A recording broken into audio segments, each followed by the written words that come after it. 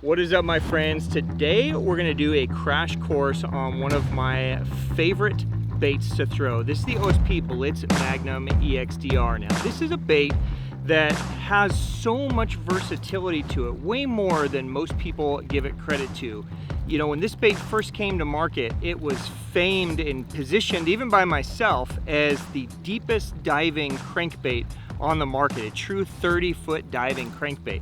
And so when you see a bait like this, a lot of times your mind just instinctively thinks offshore, far cast, deep water, but there's so much more this bait does and was designed to do. So today I'm just gonna break down some of our favorite ways to use this, whether you're fishing big offshore open water, whether you're running bank, or even if you're fishing from shore and fishing aquatic vegetation, there's a place for this bait in your arsenal. So if you want to join along and just learn some tips and tricks that we've learned with this bad boy, let's go. When I think of the best lure to catch a giant bass, I think big crankbait. And when I think of the best big crankbait in the world, I think Blitz Magnum EXDR. I am honored to get to collab with one of the greatest lure builders in the world, O.S.P's Tina Miki. We have got together to create 3 amazing bait fish patterns, hand designed specific for U.S. waters.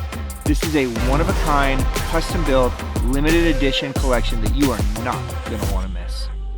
You know, when you think deep crank, probably offshore, big cast, deep water is usually where most people start or think of. But when O.S.P developed the Blitz Magnum EXDR, O.S.P didn't want to just create a bait that dove to 30 feet. They wanted to create a bait that as many anglers as possible could utilize and put into their arsenal. Now, this bait was designed originally for Lake Biwa in Japan, and Lake Biwa is a very fertile lake. It's full of grass, full of aquatic vegetation. So there are times when a really long cast and deep, 30 foot, 32, 34 foot of depth is important.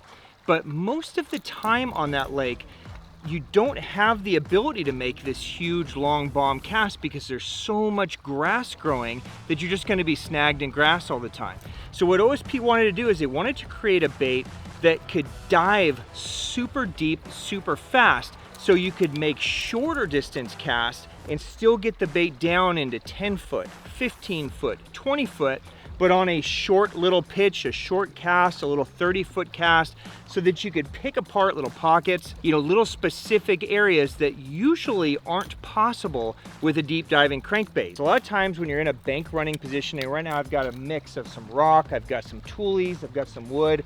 This would traditionally be a place where most guys would probably throw like a square bill. And here I am throwing this, ounce bait that is capable of getting 30 feet. But I'm throwing it on 18 or 20 pound, and I'm going to throw it right up on the bank, and as I start retrieving it, it's going to dive almost vertical. So what I get is I get a crankbait that I can fish in the same way that most people would maybe throw a jig or a worm. So it allows me to pick these pockets apart on these closer range casts and really get the bait down and let it kind of do its thing.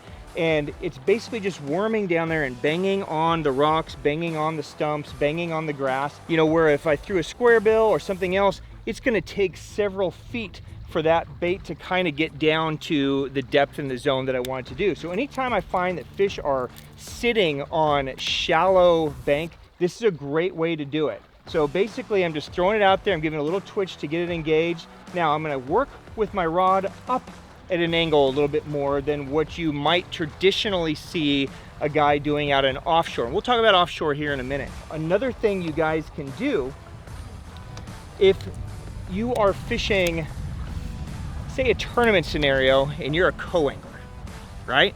So how often are you a co-angler and you're just stuck, the dude in the front is just running and he's getting all the good angles, and you should be paralleling, but he's got you stuck in this area where you have to perpendicular fish these banks, right? And he's getting bit because he's able to parallel, your boater's paralleling the shore.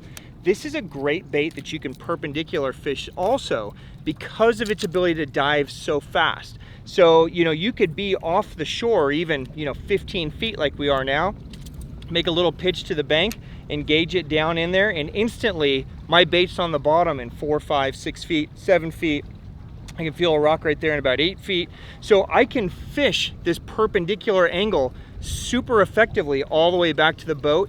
And even on a close, tight range cast, I'm giving myself a chance to get bit on a bait that most guys aren't going to throw in this type of situation. So another way you can implement this is coming into winter, and then again, this will happen in summer, is a lot of times fish will lay on steep cliffs or bluff walls, right? I know that that's a major thing out west here where we are. I know a lot of you guys fish areas where bluff walls can be incredibly important.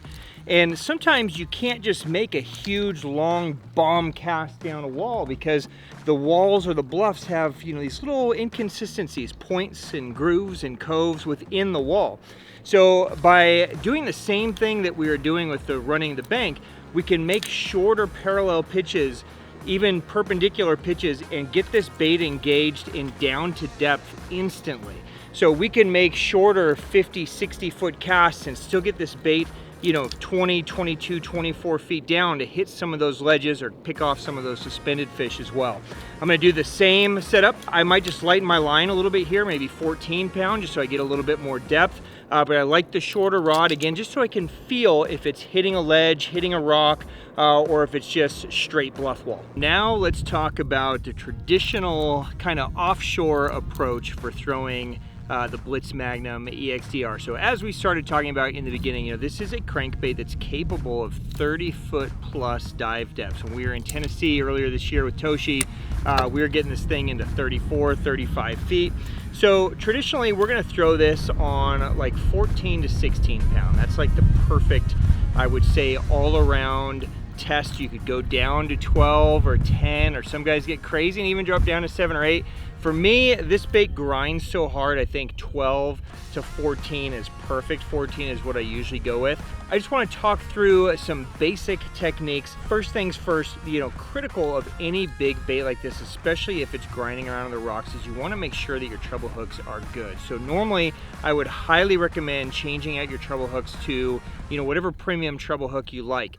If you guys picked up any of our new limited bait fish colors that we collabed with Toshi on, we actually had O.S.P put BKK trebles on there already, so they're good to go out of the box. But whatever your favorite owner or Gamakatsu or BKK or Ryugi is, I would definitely recommend upgrading the trebles so they're strong even when they're dragging on the bottom. Now, the Blitz Magnum EXDR has a big, heavy weight transfer ball in it, and it will shift all the way to the back of this bait.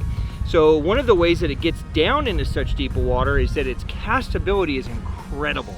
I could literally spool my reel pretty much on every cast with this thing, but the whole key is it needs to come back behind me, and that weight needs to get to the back of that bait so that I can throw it. If I go to cast too soon, then sometimes that weight transfers as the bait's moving, and you're gonna get a lot of kind of flop with your bait in the air. So what you want to do is you want to bring this back, you want to space out maybe about 2 feet or so of line off the end of your rod tip. You want to bring it back behind you and let it settle for a second. Let that weight transfer ball get to the back of that bait, and then you're just going to cast in a real fluid motion forward. And you're going to throw as far out as you can. It's gonna make it, you can see I kind of stopped it midway and half my spool is gone, right? So I mean, it really goes a long ways. Now, something else that will help you in retrieve, a lot of times a deep crankbait can really wear you out. Now, the biggest piece to that, of solving that, is having the right rod. Now, if you've hung out around this channel, we've spoken about the Orochi XX launcher by Megabass 9 gazillion times. In my opinion, it's the best deep crankbait rod on the market. I throw everything from, you know, basically a deep 6 to this, but it really shines in that 8XD, 10XD, Big M, Blitz Magnum EXDR, like what we have today, really is where it shines as a rod. So the rod is going to absorb a lot of that cranking in that depth so that it's not wearing you out. But one big thing that I've figured out over the years is if you lock your wrist in place with your arm, so I usually just kind of tuck my elbow to my body and I lock my wrist in place, that will allow the rod to do the work. And from here, I can lower the rod tip if I want more depth. I can raise the rod tip if I want less depth, right? But by locking that wrist, it really allows the rod to take the work, and it saves me at the end of the day from having sore wrists. I'm sure you guys have experienced some deep crank bites. in the past where you're worn out, right? Your back's sore, your arm's sore, your wrist is sore. If you just kind of lock everything in, it kind of just lets the gear do its job, and it's super easy to fish. All right guys, another way we can implement the Blitz Magnum EXDR is around aquatic vegetation and tules. So remember, this bait was built for Lake B1. If you've ever been fortunate enough to fish there, it's a lake that's super fertile, that's full of grass a lot of the year. And what they will fish is areas very similar to this, where it's basically a big flat that's got grass patches, some tules. And if we edit ourselves again, and we're not making this big, huge, long cast where our line is laying over the grass, but instead we're picking apart pockets, a lot like how we would traditionally maybe just pitch a worm, right? Pitch a beaver, pitch a brush hog, pitch a worm around. We're gonna do the same thing with this guy, only when it lands, if we give it that little bit of that, just little quick little crank, it'll get down and it'll dive down, and we can get this thing kind of poking and prodding down into 6, 8, 10 feet of water instantly. So we can make these short little pitches, we can fish a bait that the fish aren't seeing anybody else. Nobody else is crazy enough to come in here and throw treble hook baits around aquatic vegetation, but that's actually what this bait was designed for. So what you want to make sure you do is you want to make sure that you have the right gear, right? So for this style fishing, because we're not making these huge long bomb casts, we're not dredging it down to 30 feet, I would recommend putting this bait on your shad glide rod. Okay, so I have it on the Mark 56 right now, which is one of my favorites. So anytime you're running bank or making these shorter casts, this is a good option because it's a short enough rod to where you can make accurate pitches, accurate casts, but it maintains its sensitivity enough to where you know when it's hitting a blade of grass. If it hits a blade of grass, a lot of times you can just pause. This bait's very buoyant and kind of float up. You can rip it really fast, it'll cut through that grass, and a lot of times you'll get strikes that way. Or if you're running bank like we were just a second ago, you can feel every little rock, stump, piece of wood, and you could really stay in tune. It's a lot more like worm fishing than it is traditionally crankbait fishing. But fishing it around the aquatic vegetation, super deadly. I know you guys will catch them.